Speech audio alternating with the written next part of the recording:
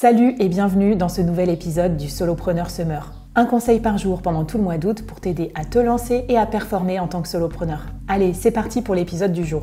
Le Solopreneur Summer vous est présenté par mes sponsors préférés. Number, l'expert comptable des solopreneurs en société. Time, le compte pro des solopreneurs. Abi, l'outil tout en un pour gérer ta micro-entreprise. Et Caravelle, le partenaire retraite des solopreneurs. Je les remercie encore de soutenir le board et de créer des super produits pour les solopreneurs. Aujourd'hui, sujet philosophie. Est-ce que le solopreneur est vraiment seul ?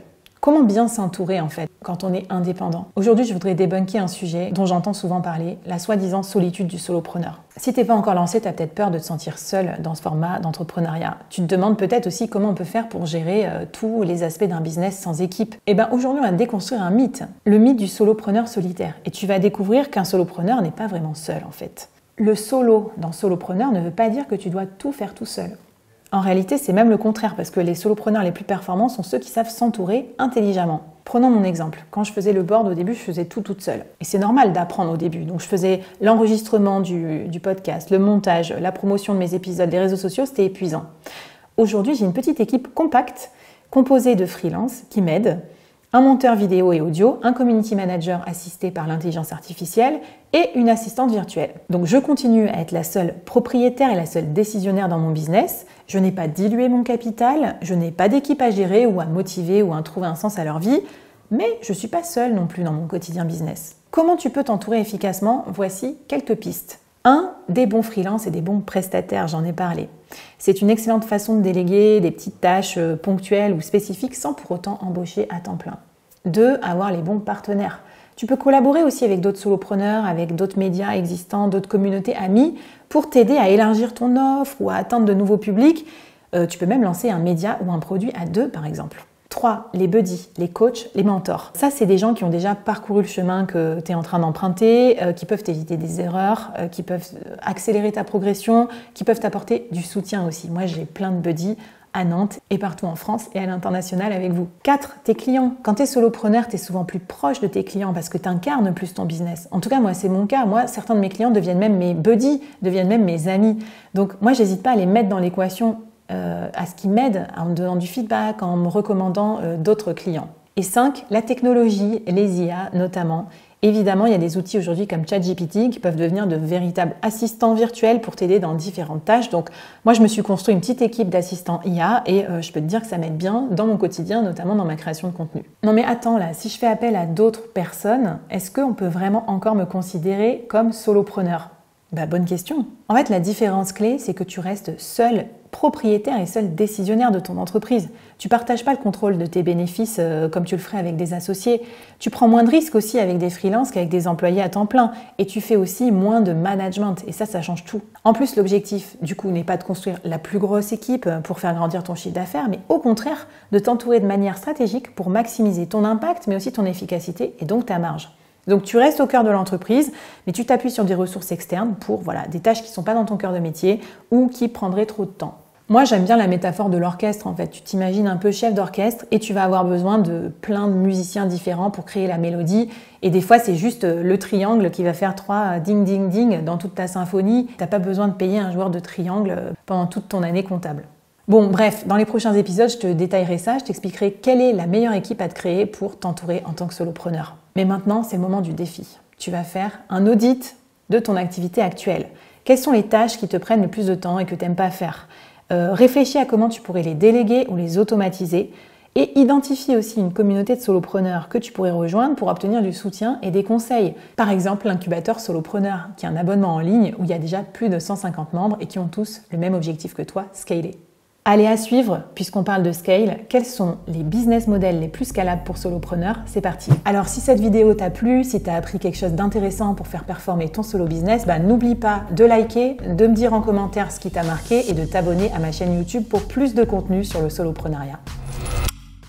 Alors, on a parlé de scalabilité, mais quels sont les business models les plus scalables à choisir pour te lancer en solopreneur ? Tu rêves de construire un solo business qui peut générer des revenus pendant que tu dors ? Je te comprends, c'est sympa, mais pour ça, il va falloir trouver une idée de business model scalable, parce que tous les business ne permettent pas de gagner de l'argent quand tu dors. Alors aujourd'hui, on va plonger dans les business models les plus scalables et adapté aussi au style de vie du solopreneur. Avant de rentrer dans le vif du sujet, un petit rappel si tu n'as pas écouté ou vu l'épisode sur la scalabilité. Un modèle scalable, c'est un modèle qui te permet d'augmenter tes revenus de façon exponentielle sans augmenter proportionnellement tes coûts ou ton temps de travail. En tout cas, sans trop augmenter, sans que ça soit en directe corrélation. Une agence, c'est pas scalable parce que tu dois mettre plus de consultants si tu as plus de clients. Alors qu'un produit en ligne, c'est scalable. Parce que tu le crées une fois, tu le mets à jour, tu as un peu de service client, tu le commercialises, mais tout le reste, c'est du temps que tu économises, plus tu le vends. Pour moi, les 5 business models scalables les plus adaptés aux solopreneurs sont les suivants. 1. Les produits digitaux. Ça, c'est le Graal de la scalabilité. Ça peut être des e-books, des cours en ligne, des templates, des logiciels aussi. Une fois que tu les crées, tu peux les revendre potentiellement à l'infini. Je t'ai parlé de Justin Welch tout à l'heure. Bon, le seul problème, c'est que c'est pas si facile de trouver un produit qui trouve son marché et qui se vend à l'infini. Donc, c'est pour ça qu'il y a une barrière à l'entrée et c'est pour ça que beaucoup échouent et c'est pour ça qu'il y a aussi une forte récompense. Et puis la deuxième condition, c'est que si tu te lances là-dedans, tu dois absolument avoir un média ou une audience ou une communauté pour vendre ton produit, pour trouver un débouché.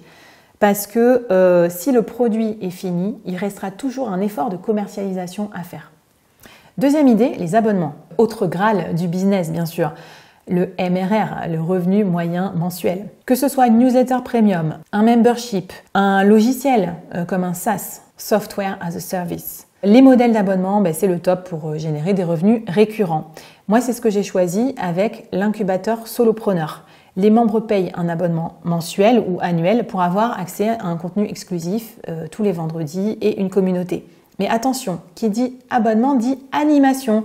Parce que là, il faut que les membres en aient pour leur argent tous les mois, sinon ils vont churn. Churn, c'est le taux d'attrition, ils vont quitter ton abonnement et ensuite, ciao, bye bye, le revenu récurrent. Troisième idée, l'affiliation. Ça, c'est un modèle où tu recommandes des produits d'autres personnes, des logiciels par exemple, et tu touches une commission sur les ventes. L'avantage, c'est que tu n'as pas besoin de créer tes propres produits. L'inconvénient, c'est que tu as besoin d'une grosse communauté ou d'une grosse audience pour qu'il y ait un maximum de personnes qui utilisent tes liens affiliés. Quatrième idée, la création de contenu, la création de médias. C'est un sujet qui m'est cher. Ça peut être créer un podcast, une chaîne YouTube, des articles. Tu crées du contenu gratuit pour attirer une audience et ensuite monétiser via la publicité, le sponsoring ou alors en vendant tes propres produits. Moi, c'est ce que j'ai fait avec le board. En fait, le podcast est gratuit, mais il me permet de promouvoir mes autres offres. Ce qui est intéressant avec ce modèle, c'est qu'on dit souvent que le média est scalable parce que c'est le même effort pour écrire une newsletter qui va être lue par une personne que par 1 million de personnes. Donc tu vois, plus tu gagnes en audience, plus tu scales. Cinquième idée, le e-commerce. Le modèle parfaitement adapté à un solopreneur parce que tu peux tout gérer avec Shopify ou avec d'autres produits no-code. C'est facile d'accès, c'est facile à gérer. Aujourd'hui, il y a même des solutions pour envoyer tes produits, pour pas devoir faire la logistique, les cartons chez toi. Donc ça, c'est vraiment démocratisé.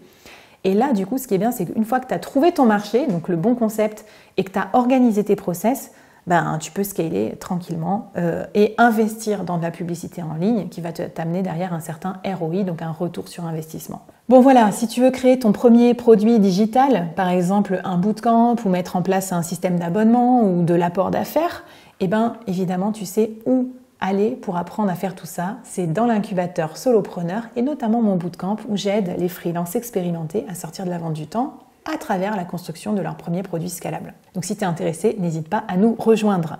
Aujourd'hui, mon défi pour toi, c'est de choisir l'un de ces 5 business models scalables et de réfléchir à comment tu pourrais l'appliquer à ton business model actuel. Et puis voir un petit peu les idées de produits scalables que ça te donne. Quel produit pourrais-tu créer? N'hésite pas à venir partager avec moi sur la communauté, je pourrais te donner mon avis, ou sur les réseaux sociaux, #SolopreneurSummer. Allez, j'espère que ça va créer des vocations et je te propose qu'on passe à la suite où je vais te faire explorer une nouvelle façon d'entreprendre fascinante, c'est combiner le salariat et le soloprenariat. Alors si cette vidéo t'a plu, si tu as appris quelque chose d'intéressant pour faire performer ton solo business, n'oublie pas de liker, de me dire en commentaire ce qui t'a marqué et de t'abonner à ma chaîne YouTube pour plus de contenu sur le soloprenariat. Aujourd'hui, je vais essayer de répondre à la question suivante. Peut-on combiner salariat et soloprenariat?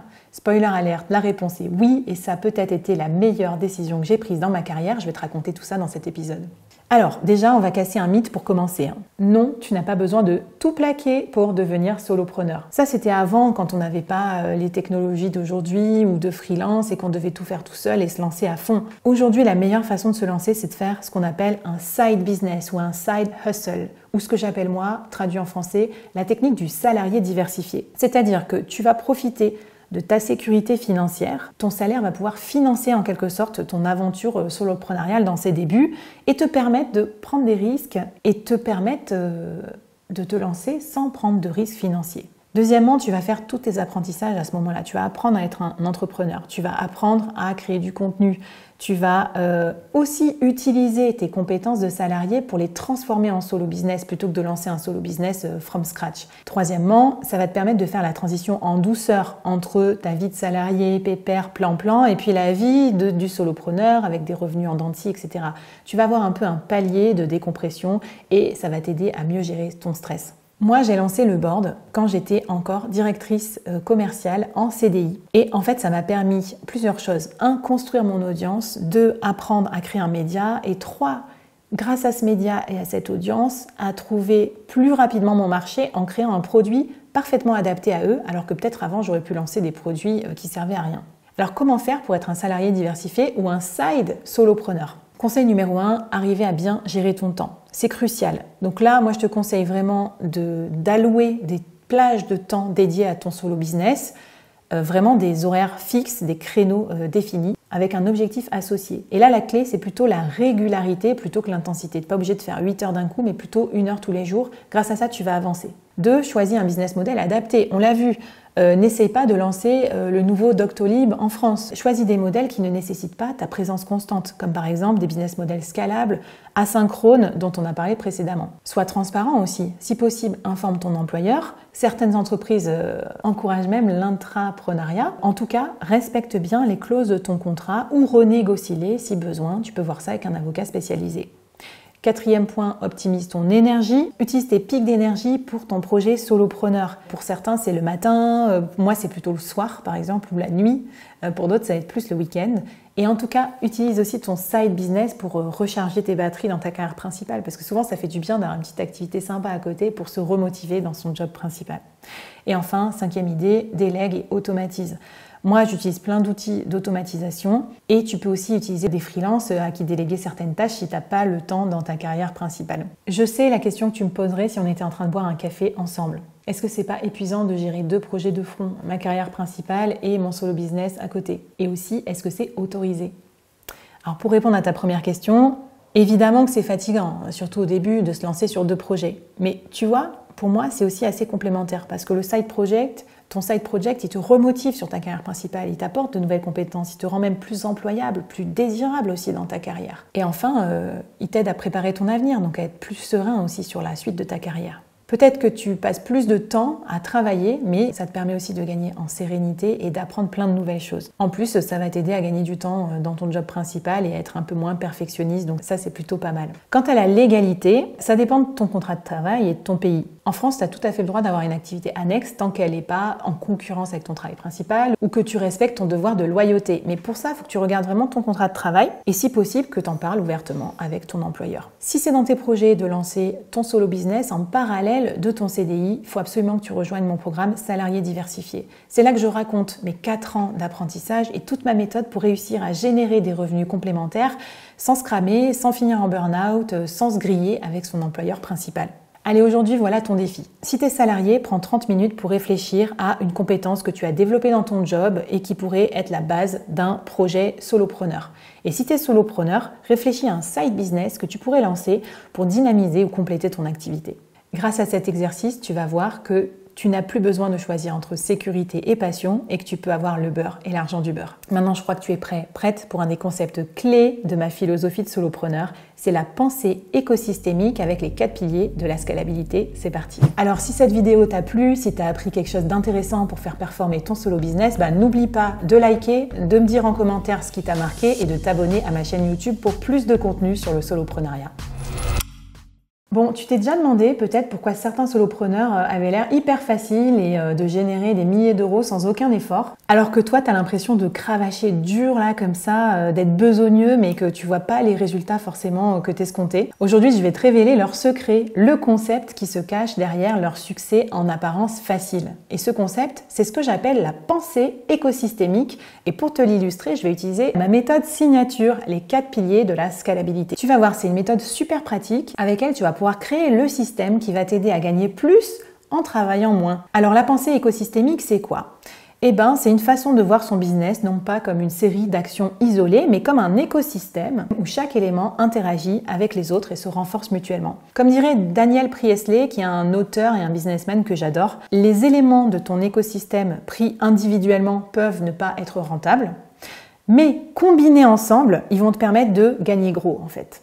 Et c'est là qu'ils vont prendre toute leur valeur. Par exemple, moi, est-ce que c'est rentable que je passe la journée enfermée dans un studio pour enregistrer ces capsules ? Pas forcément. Mais par contre, à terme, ça va m'aider pour tout mon écosystème business. Dans cet écosystème, j'ai identifié 4 piliers à construire pour avoir un système qui tourne bien. Le premier, c'est l'expertise. Ici, c'est ton talent unique, ce que tu sais faire mieux que les autres. Et là, il faut développer une expertise de niche sur un marché en forte croissance. C'est ce que j'appelle la niche fertile. Ça va te permettre de vendre ton temps cher et facilement. Donc, c'est hyper stratégique. Deuxièmement, le pilier média. Ici, on va créer un média pour attirer tes clients cibles en automatique sans que tu aies besoin de prospecter et pour faire aussi monter ta valeur et ton expertise perçue. Ça peut être un podcast, une chaîne YouTube, une newsletter. L'important, c'est de choisir un média qui te convient bien et surtout qui convient bien aussi à tes clients cibles. Pour moi, c'est le board. Publier depuis 4 ans un épisode par jour sur le soloprenariat et une newsletter par semaine avec des conseils sur le soloprenariat, ça fait de moi la référence du soloprenariat en France et ça m'amène des clients en continu pour l'incubateur solopreneur. Troisième pilier, le produit, on en a déjà parlé. Pour dépasser les limites de ton propre temps et générer des revenus asynchrones et prévisibles, l'important c'est qu'il soit le plus scalable possible. C'est-à-dire qu'il génère des revenus sans nécessiter trop d'efforts, sans que proportionnellement ça te prenne forcément plus de temps. Mon premier produit avant l'incubateur, ça a été un bootcamp. Ça m'a permis déjà de coacher plusieurs solopreneurs d'un coup au lieu de les coacher individuellement. Il y avait déjà du coup une forme de scalabilité par le groupe. Quatrième pilier, la communauté. Ça, c'est ce qui va te permettre de soutenir ta croissance avec par exemple des freelances à qui tu vas déléguer des choses, mais aussi de l'amplifier grâce aux recommandations, au feedback, à l'apport d'affaires, au bouche à oreille. Pour moi, c'est très important, ce pilier, c'est la partie scalée grâce aux autres. La beauté de cet écosystème, c'est que ces 4 piliers ne fonctionnent pas de manière isolée ou ne vont pas te demander 4 fois plus de travail. Au contraire, ils vont se renforcer mutuellement. Par exemple, si tu as un média, ça va faire monter ta cote en tant qu'expert et donc ça va faire monter tes prix sur ton expertise. Par exemple, si tu as déjà une expertise forte et reconnue, ça va te donner des idées de produits à créer. Ou encore, si tu as un média avec un rendez-vous hebdomadaire par exemple, ça va permettre de fédérer plus facilement une communauté et ta communauté constituera ton futur marché pour vendre ton futur produit. Bon, ça a l'air sympa ça sur le papier les 4 piliers, mais concrètement, quand on part de zéro, on commence par quoi ? Parce que ça a l'air aussi d'être 4 fois plus de boulot. Moi, je te conseille de commencer tranquille par 1 ou 2 piliers, tu auras le temps de construire les autres après. Si tu pars de zéro, je te conseille de faire un focus sur les piliers expertise et médias. Grâce à eux, tu vas te construire une légitimité, tu vas créer une offre aussi qui te permettra de trouver vite ton marché et de générer de la trésorerie que tu pourras utiliser derrière pour avoir le temps pour financer la création de ton produit scalable. Si tu es déjà lancé et que tu n'as pas tous ces éléments, pas de panique. Regarde ce que tu as déjà et réfléchis à comment tu peux compléter ton écosystème. Par exemple, si tu as déjà un produit scalable mais qu'il te manque un média, réfléchis à comment tu pourrais partager ton expertise de manière plus régulière pour attirer des clients aussi en automatique vers tes produits. Bon bref, si tu veux explorer la construction de ces piliers plus en détail, tu sais où me trouver, tu sais où aller. Il faut que tu ailles dans l'incubateur solopreneur parce que j'ai créé une formation vidéo qui détaille la construction de ces 4 piliers et tous les vendredis, on fait des lives pour aussi approfondir cette construction. Donc voilà, en suivant le parcours, tu vas apprendre à trouver ta niche fertile, créer ton média, créer ton premier produit scalable et construire une communauté qui soutient ta croissance. Alors ton défi pour aujourd'hui, faire un audit rapide de ton business. Quels piliers as-tu déjà mis en place ? Quels piliers sont manquants? Choisis un pilier que tu voudrais renforcer et réfléchis à une action concrète que tu pourrais mettre en place dans les 7 prochains jours pour te développer. Et ouais, on n'est pas là que pour boire des piña coladas, on est là aussi pour avancer dans ton solo business. Alors, ça t'a plu la pensée écosystémique? Bon, mais n'oublie pas que tu peux aussi me laisser un avis sur le podcast, sur YouTube, un petit cœur, un petit avis sympa, ça fait toujours plaisir. Et bien sûr, me recommander à tes potes solopreneurs pour que eux aussi, ils développent leurs 4 piliers. Allez, je te propose qu'on passe au prochain sujet, parfait pour les vacances, la bibliothèque idéale. Alors, si cette vidéo t'a plu, si tu as appris quelque chose d'intéressant pour faire performer ton solo business, n'oublie pas de liker, de me dire en commentaire ce qui t'a marqué et de t'abonner à ma chaîne YouTube pour plus de contenu sur le soloprenariat. Alors, si tu veux muscler ton solo business et ton mindset, ton état d'esprit de solopreneur, aujourd'hui, je vais te faire des recommandations lecture. Quel livre mettre dans ta bibliothèque pour devenir un meilleur solopreneur. Et attention, je ne parle pas des livres sur l'entrepreneuriat en général, hein. Les livres sur l'entrepreneuriat, on s'en fout. Ce qu'on veut, c'est des livres qui nous aident à être solopreneurs. Et ça, c'est une façon d'entreprendre bien spécifique. Alors, t'as de la chance, je me suis collée à pas mal de lectures et je t'ai sélectionné mes 10 livres préférés pour solopreneurs. Allez, c'est parti pour la mine d'or d'inspiration et tu trouveras toutes les références dans l'article dédié que j'ai écrit sur mon blog. Mais stop! Mais avant de te plonger dans ma bibliothèque parfaite, je voudrais te parler de l'importance de la lecture pour les solopreneurs. Parce que tu pourrais me dire, non mais c'est bon, j'écoute un podcast en accéléré 1.5 ou je regarde une vidéo résumée sur YouTube. Oui, ça c'est de l'efficacité, mais sauf que la lecture, ça ne sert pas que à être efficace. C'est très important aussi quand tu es solopreneur parce que ça te permet d'avoir une activité sans écran, d'avoir une activité concentrée, où tu n'es pas en train de faire 10 millions de choses. Ça te permet de calmer la tempête mentale aussi et ta charge mentale de malade que tu as dans le crâne en tant que solopreneur. Ça te permet de te concentrer, un peu de te recentrer. Et en fait, moi, j'ai trouvé ça très utile comme exercice au-delà des choses que j'ai apprises dans ces livres. Alors, tu es prêt pour mes 10 livres spéciaux solopreneurs? Le premier, c'est Oversubscribe de Daniel Priestley. Je t'en ai parlé tout à l'heure. C'est mon livre préféré de 2024. Il t'apprend comment attirer plus de clients que tu ne peux en gérer. Et ça, c'est parfait quand tu es solopreneur parce que tu n'as pas forcément les moyens d'avoir beaucoup de clients en même temps. Donc là, il t'apprend l'art de la rareté et il y a plein de principes hyper intéressants dans ce livre. Deuxième livre, toujours de Daniel Priestley, 24 à 7. Donc ça, c'est un livre qui te permet de construire les bons actifs pour créer un lifestyle business, c'est-à-dire un business respectueux de ton style de vie en mode solopreneur.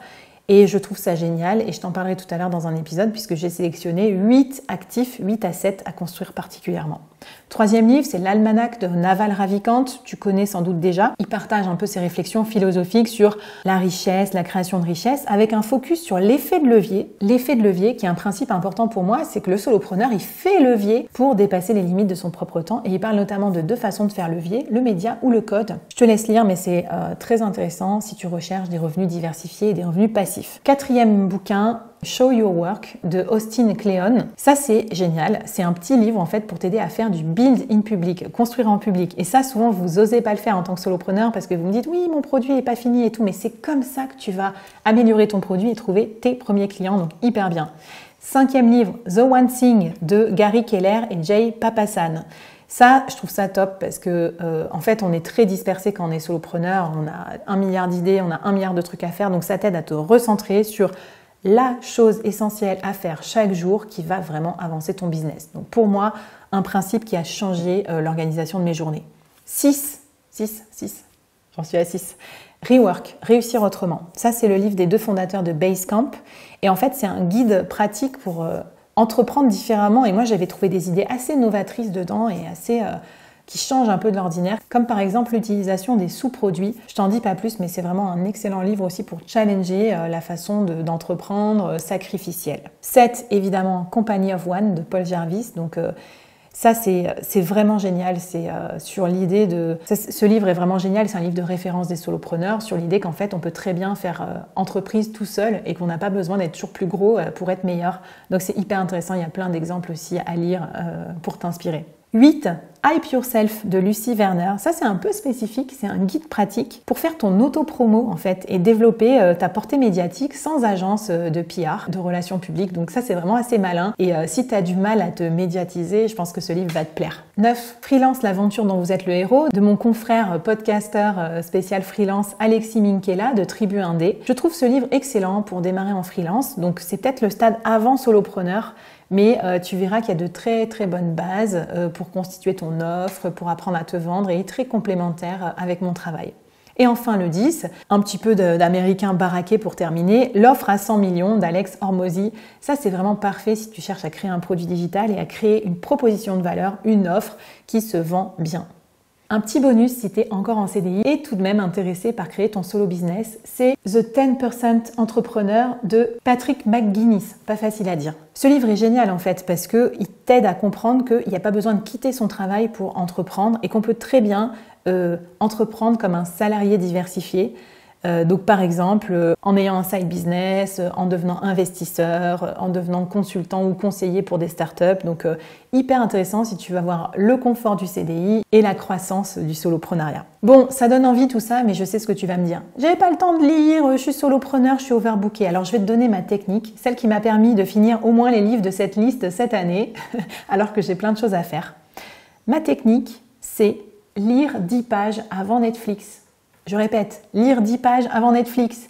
En fait, ça paraît bête, mais c'est avant de prendre ton écran le soir ou de regarder la télé ou d'aller geeker sur tes réseaux sociaux. Force-toi à lire 10 pages. Une fois que les 10 pages sont terminées, tu as rempli ton contrat. Mais souvent, ce qui va se passer, c'est que tu vas être lancé dans ta lecture, tu vas être détendu, tu vas continuer et si le livre est intéressant, tu seras lancé.